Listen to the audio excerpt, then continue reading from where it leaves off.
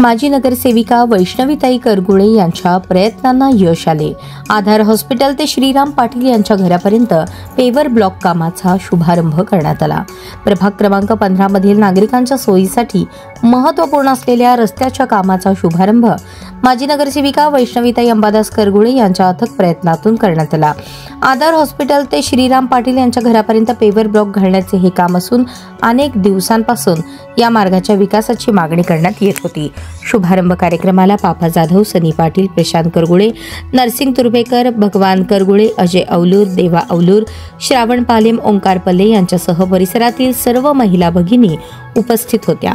या भागातील महिला व नागरिकांनी रस्त्याची अडचण लवकर दूर करून दिल्याबद्दल आणि नित्यनेमाने विकास कामांसाठी पाठपुरावा केल्याबद्दल नगरसेविका वैष्णवीताई अंबादास करगुळे यांचे मनापासून आभार व्यक्त केले।